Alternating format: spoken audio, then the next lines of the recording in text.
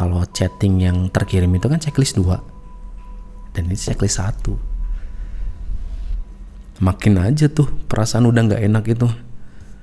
Wah gila nih, jangan-jangan gue dikerjain gitu kan. Begitu dia udah selesai ngambil, dia mau kasihin itu uangnya gitu kan, posisi tangan saya itu hampir bersentuhan gitu sama tangannya si Mbak Rani. Itu gila men, kerasanya tuh.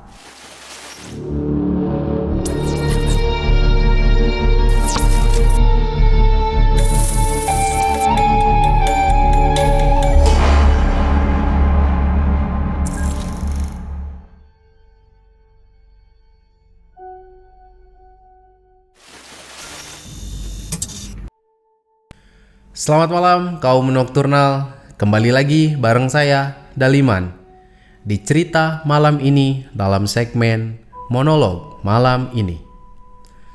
Malam ini saya akan menceritakan pengalaman ketika ngebeat di malam hari.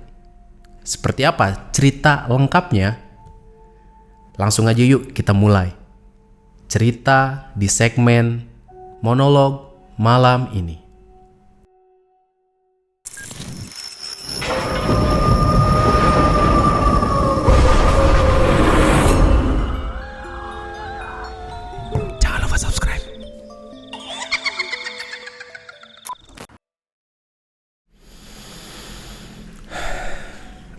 Duh, sebenarnya males saya nyeritain ini lagi.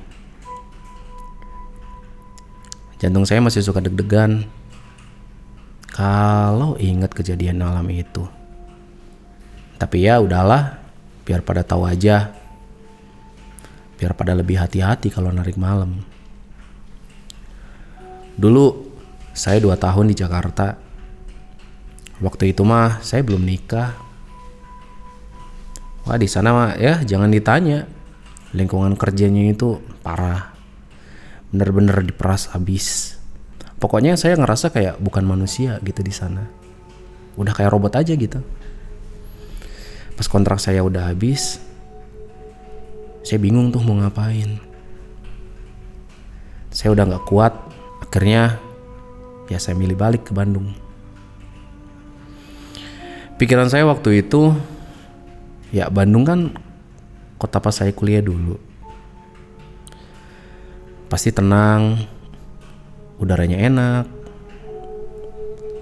gak bikin stres gitu kayak di Jakarta. Gak lama habis balik ke Bandung, saya nikah. Saya pengen buktiin gitu kan ke istri bahwa ya kami itu bisa gitu hidup lebih baik dari sekarang gitu. Tapi apa nyatanya? Nyari kerja di Bandung sekarang itu udah susah banget. Ada kali lamaran 100 udah saya sebarin tuh, mau yang dari offline, yang via email. Dimulai dari daerah Asia Afrika tuh sampai Pasteur. Ya nggak ada yang manggil satupun. Katanya ya tahulah saya ketuaan gitu, terus ekspektasi gaji juga ya ketinggian gitu kan, ya tahulah. Pusing saya akhirnya gitu, udah pusing banget. Akhirnya ya ada temen gitu yang nyaranin, dia bilang gini, udah boy, untuk sementara ini ya mending coba ngojol dulu aja, coba lu daftar. Ya lu cari-cari dulu tuh infonya buat daftar itu gimana sih. Terus sambil ya gitu, ya udah gue coba ya, doain gue semoga berhasil, semoga gue bisa dapet. Nah gitu dong katanya. Ya siap, makasih loh. Ya sama-sama gitu. Terus awalnya tuh kan ya seneng gitu ya, bebas gitu. Tapi ya gitu, meskipun kerjanya fleksibel kan jadi ojol ya gak sih. Tapi kan dapat uangnya juga ya gimana kita ya nggak sih. Kalau kita kerjanya rajin ya duitnya juga gede. Sebaliknya kan enggak. Terus ya makin kesini nyari duit itu nggak gampang. Tibang nyari 100.000 itu emang dari pagi sampai malam gitu, udah capek banget itu. Belum lagi ada trouble yang lain kan, ya kan, ban motor kempes lah, ya kan, terus dimaki-maki sama customer juga tuh pernah kayak gitu kan, itu nggak enak banget gitu. Tapi ya udahlah, jalanin aja, nikmatin semua prosesnya. Nah terus ketika dapat orderan di malam hari nih, ya nggak, nah waktu itu dapat orderan di daerah Bandung Atas. Nah, tahu kan daerah atas Bandung itu kayak gimana cuacanya itu? Dingin banget itu. Makanya gak lupa kalau udah menjelang malam kayak gitu, ya mau gak mau kan jaket harus didouble. Supaya apa? Ngurangin rasa dingin ya gak sih? Nah, terus waktu itu tuh malam minggu ya, dompet juga udah ya bener-bener kosong gitu. Cuman ada ya struk bensin gitu kan. Dilihat lagi duit juga udah nggak ada gitu. Udah. Sedih nggak sih? Sedih lah. Tapi ya udahlah. Saya juga emang harus dapetin satu lagi orderan gitu. Buat ya bisa dibawa pulang gitu kan ke istri, bahagiain istri ya kan. Memang itu kan kewajiban seorang suami enggak. Nah, waktu itu tuh saya masih ingat betul ya, malam Jumat. Itu jam 9:30 malam, saya lagi di daerah Cisitu. Terus dapat orderannya itu dari resto Padang yang ada di Jalan Tubagus Ismail. Ya kalau orang Bandung mungkin udah familiar lah, tapi kalau bukan orang Bandung ya pasti yang di mana sih gitu. Ya nanti kalian bisa coba cek sendiri aja lah di Google ya. Nah, jadi itu tuh pas dilihat di aplikasi, tujuannya itu ke daerah Dago Atas. Jadi jalannya tuh mau nembus ke arah Lembang. Buat orang di luar Bandung yang sering traveling gitu ya ke Bandung gitu, mungkin udah gak aneh tuh sama daerah situ, udah familiar banget gitu. Tapi itu jauh men, jauh. Nah, jadi gini, hati tuh ya sebenarnya udah bilang gini kayak, udah jangan diambil boy, jangan. Tapi pas saya lihat tarifnya itu, wah ya bikin saya, kok gede banget gitu. Biasanya nggak segini loh. Biasanya paling kalau dari Tubagus Ismail ke situ ke Dago Atas, paling banter-banter itu cuma 16.000, ongkos 16.000 loh. Tapi saat itu tarifnya bisa melonjak jadi 40.000. Nah, jadi waktu itu memang si pesanannya sebutlah ya, yang pemesannya itu Mbak Rani. Terus saya dikagetin tuh sama isi chatnya yang banyak gitu kan, yang isinya tuh kayak gini, mas gitu kan, tolong ordernya jangan di cancel. Loh, pas saya baca gitu ya, kenapa ini orang gitu kan, karena memang sebelumnya juga belum pernah nih dapat orderan daerah situ ya nggak sih. Karena setelah pas nerima orderan itu juga kayak ya biasa aja sih gitu, nggak ada perasaan yang aneh-aneh gitu ya nggak sih. Ya udah gitu, pas mendapati pesan yang seperti itu, terus akhirnya jadi kayak gini loh, kayak kerung sendiri gitu. Ini kenapa sih ini orang gitu, mas tolong jangan di cancel ya mas ya gitu. Terus kalian tahu nggak sih apa yang bikin saya mau ngambil orderan ini? Terus dia ngechat gini, mas nanti saya tambahin tip ya mas ya, 60.000, dia bilang gitu. Siapa sih drivernya yang nggak mau ya nggak sih kalau dikasih tip yang kayak gitu? Ya pasti mau lah. Apalagi ya saya juga saat itu memang ngeliat dompet kan udah ini banget gitu ya, udah nggak ada ya, cuma sisa struk bensin doang gitu kan. Terus akhirnya ya saya balas tuh, ya baik, mohon ditunggu, saya pasti ambil orderannya gitu kan. Oh ya mas, baik, terima kasih kalau gitu ya mas ya, saya tunggu gitu kan. Terus kalian ya bayangin gitu ya gak sih, sekali narik tadi tarifnya 40.000 plus ditambahin sama tipnya 60.000, sekali tarik 100.000 coy, ya gak sih. Gimana gak happy smile ya gak kan. Nah, terus ya karena si pemesan udah mohon-mohon kayak gitu kan, akhirnya saya mau lah ya ngambil. Ditambah sama ya tadi penghasilan saya nanti setelah menyelesaikan trip ini kan jadi 100.000 tuh. Terus juga saya ngebayangin kan wajah istri saya, wah kalau misalnya pulang gitu ada tambahan lagi tuh kan, cepet lumayan kan, pasti seneng tuh istri saya kan. Nah dari situ kan jadi perasaan iba saya ke customer itu ya, jadi buat saya berani gitu kan untuk ngambil orderan itu, meskipun saya juga nggak tahu nih apa yang akan terjadi gitu kan di sana. Terus ya udah nggak usah pikir panjang, tancap gas langsung gitu kan, datang tuh ke resto. Kayak biasa ke resto itu kan banyak driver juga tuh yang lain gitu kan, ketemu. Kebetulan saat itu memang ketemu sama ya, teman setongkrongan juga tuh yang dapat orderan di situ. Si Amang katanya, dapat orderan apa Mang gitu. Ini dapat orderannya teh ngantarnya ke ini ke Jalan Dago Atas, tapi ini tuh agak aneh gitu, tapi titiknya kok kayak yang saya belum pernah sih ke daerah ini, tapi titiknya kok ini kayak di Jalan Dalam Wangi, tapi titiknya agak lebih dikit ke Jalan Maribaya. Oh itu udah nggak apa-apa, itu mah aman kata dia. Ya udahlah ya, nggak ada perasaan apa-apa kayak gitu, udah ambil aja lah gitu. Nah terus setelah nunggu lama di situ, mungkin sekitar 15 menitan ya. 15 menitan si produknya itu udah jadi, masakan Padangnya itu udah jadi, dipanggil lah nama saya di situ.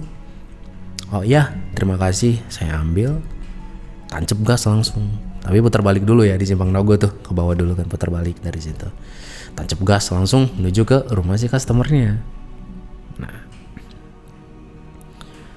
terus dari situ perjalanan itu, jadi rutenya dari Dago Atas menuju ke Dago Atas itu ngelewatin ada pangkalan terminal Dago ya kan, tapi itu masih lurus lagi. Nah nanti di situ ada 2 jalan gitu cagak gitu, yang ke kanan itu dia menuju ke Dago Atas, yang ke kiri itu menuju ke Jalan Jajawe, yang mana jalan ini nantinya akan menuju ke rumah si customernya. Ya maju aja terus ke situ sampai nanti akhirnya ketemu jembatan. Nah di samping kirinya ada tukang ojek ya kan, pangkalan ojek, tapi masih ke atas lagi nih. Nah pas sampai udah ke atas lagi gitu, nanti akan ketemu jalur menuju ke Jalan Dalam Wangi. Yang ke kiri itu menuju ke arah Lembang, yang kanan nah ini masuk ke Jalan Dalam Wangi. Pas udah masuk ke Jalan Dalam Wangi itu, perasaan udah mulai gak enak tuh. Udah gak enak perasaan. Udah apa ya, udah jalannya tuh kan sepi ya gak sih, 9:30 malam, sepi lewat situ, gelap, terus gerimis, ditambah sama cuaca saat itu juga udah mulai inilah gitu, udah mulai dingin disertai kabut gitu karena daerah bukit ya, maksudnya pegunungan itu. Terus yang bikin jadi pandangan saya itu kan agak samar-samar gitu ngelihat ke arah jalan ya gak sih. Tapi ya demi apapun itu, demi 100.000 yang tadi itu, ya udahlah saya jalanin ya enggak, jalanin aja udah. Terus makin jauh tuh saya melaju, loh kok lihat ke kanan, kok pohon bambu, lihat kiri gitu kan, sama pohon bambu juga tuh sepanjang jalur itu. Mungkin ada kali ya sekitar 600 meter lah dari situ. Nah terus cahaya cuman dibekali dari motor doang tuh, yang lalu lalang saat itu gak ada coy, karena 9:30 malam. Terus lihat ke kanan, ternyata selain ada si pohon bambu itu, nah saya lihat jelas itu ya sambil melaju motor gitu, itu jurang main ke situ, ada jurangnya. Nah di atas pohon bambunya itu saya lihat tuh ada monyet di situ. Bukan cuma satu monyetnya, mungkin 2 atau sampai 3 gitu. Ya mereka kayak wah gitu kan, gila nggak? Coba gimana kalau kalian ada di posisi gua saat itu. Nah pas tengok sebelah kiri juga ada suara tuh krus krus krus gitu kan. Tapi saya nggak peduli ini itu, tetap aja jalan gitu kan. Nah terus orang sini tuh bilang daerah situ tuh emang banyak monyet gitu kan. Tapi ya aneh nggak sih kalau jam segitu masih ada monyet yang bangun gitu. Ya udah terus saya cek lagi kan di aplikasi. Sambil dicek karena kan motor pakai holder gitu kan. Saya cek lagi. Sambil dicek itu sambil motor melaju gitu kan, sambil dilihat.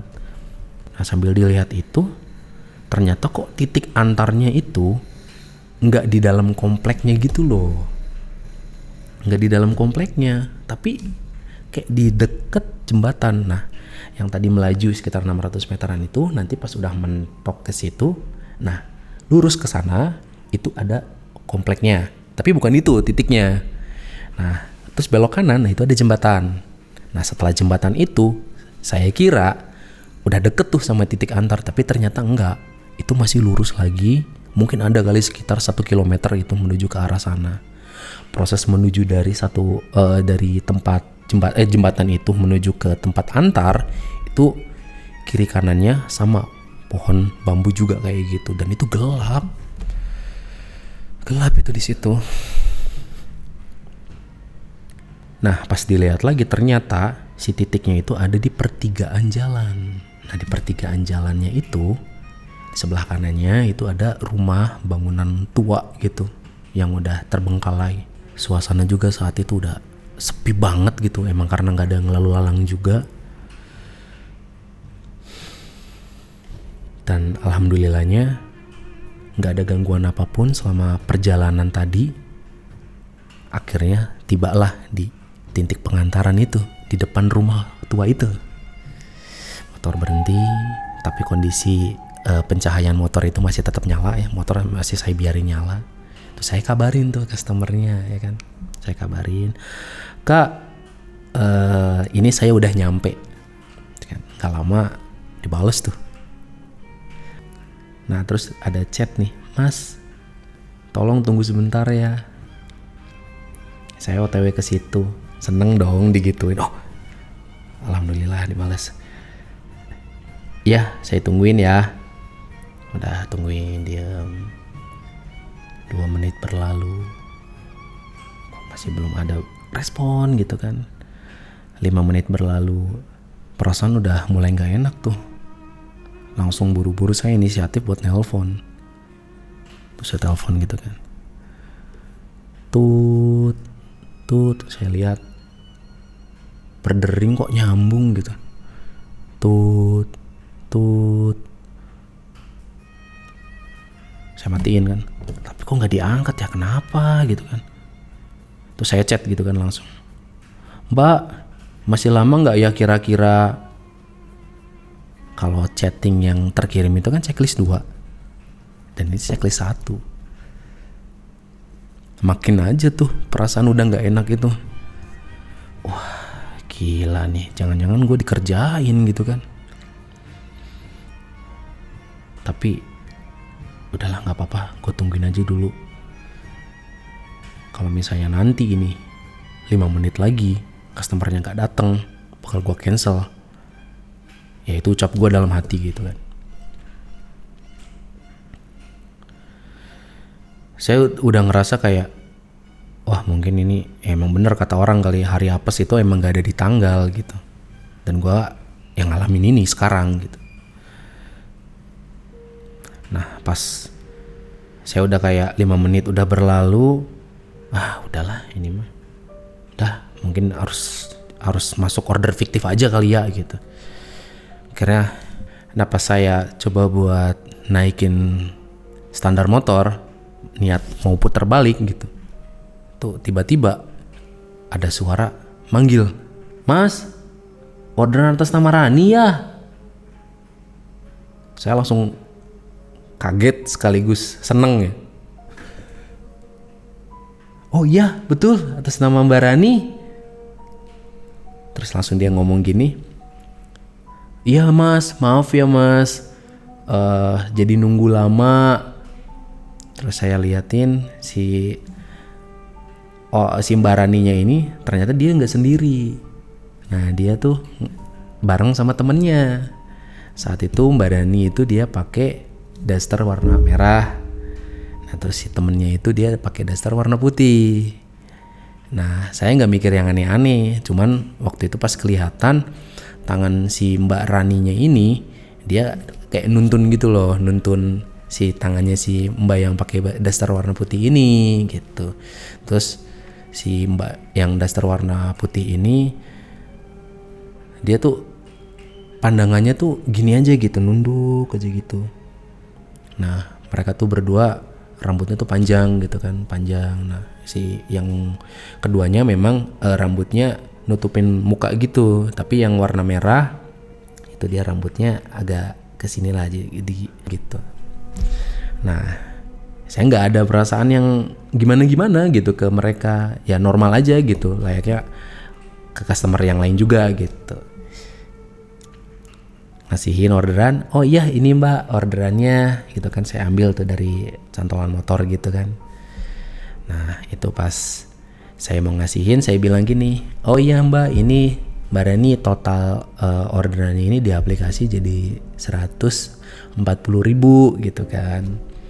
Oh iya mas katanya, sebentar ya mas ya, saya ambil uangnya dulu gitu kan. Nah sambil, jadi order makanannya tuh si kreseknya udah diambil tuh sama si Mbak Rani, udah diambil kreseknya. Ya saya masih nungguin gitu kan, dia mau ngasihin uang, dia ngambil uang lah dari si dasternya itu. Saya lihat waktu itu dia ngeluarin 200.000 tuh, ya kan 200.000. Saya udah dalam hati, ini udah plus sama tip kali ya yang tadi dia janjiin 60.000 itu. Begitu dia udah selesai ngambil, dia mau kasihin itu uangnya, itu kan posisi tangan saya itu hampir bersentuhan gitu sama tangannya si Mbak Rani. Itu gila men, kerasanya tuh dingin banget. Hawa dinginnya tuh kayak nusuk ke tulang gitu loh. Tapi ya udah gitu, dalam hati juga udah kayak ya udah dah, karena mungkin kan cuaca juga sih, ya nggak sih, emang karena waktu itu dingin banget gitu kan. Pas udah mau bersentuhan sama si tangan itu, mau ngambil, terus kalian tahu nggak sih apa yang terjadi? Mereka tuh langsung terbang gitu.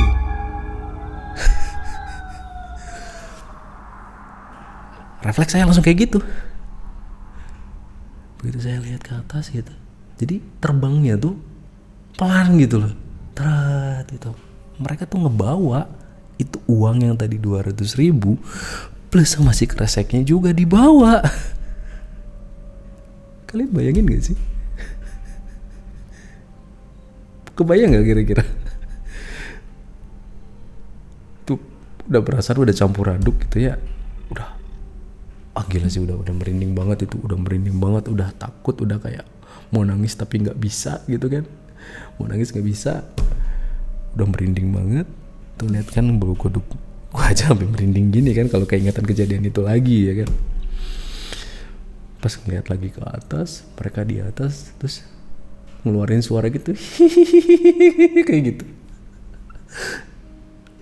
Udah pokoknya dari setelah denger suara itu, saya kebawahin gitu kan pandangan gini, udah langsung tutup mata, bismillahirrahmanirrahim. Bebacaan yang saya bisa. Setelah selesai, saya langsung gak pikir panjang lagi, tancap gas, puter balik langsung. Bodoh amat itu masalah jalan jelek itu kan, mau ban bocor kayak mau apa, pokoknya saya langsung tancap gas dari situ, ninggalin tempat itu. Udah pokoknya ada suara monyet juga tadi pas lewat ke situ, bodo amat. Udah, yang penting pokoknya saat itu pengen cepet-cepet keluar dari jalan Dalem Wangi itu. Singkat cerita, keluar dari kawasan itu, turun ke bawah ya kan, ketemu sama si pangkalan ojek yang tadi itu, ada pangkalan ojek. Nah saya berhenti di situ, ya kan. Saya berusaha untuk atur napas dulu, tenangin diri dulu sebelum melanjutkan perjalanan pulang, ya kan.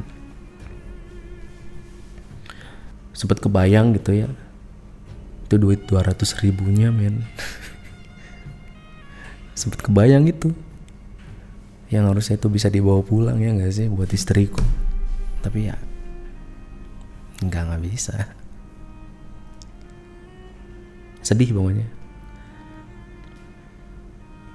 Terus semenjak malam itu saya belajar satu hal yang pahit memang. Membantu orang itu emang bagus, tapi kalau di Bandung atas terutama ya kan, kalau udah lewat maghrib ya rasa iba kita itu jadi malah jadi pintu masuk gitu buat mereka yang mau menyesatkan kita itu kayak gitu. Sekarang ya udah, pokoknya kalau udah lewat dari maghrib ada orderan masuk daerah sana, udah pokoknya sama saya udah di auto cancel, udah nggak mau lagi narik orderan daerah sana, karena ya nggak apa-apa lah saya kekurangan sedikit uang gitu kan untuk dibawa pulang, ya daripada nyawa saya harus jadi taruhannya gitu di atas pepohonan bambu itu. Salah satu pengalaman ojol saya yang bisa dibilang gak bisa saya lupain itu seumur hidup. Itu dia cerita ojol malam ini. Like dan komen jika kalian suka episode malam ini. Sampai berjumpa di cerita ojol lainnya.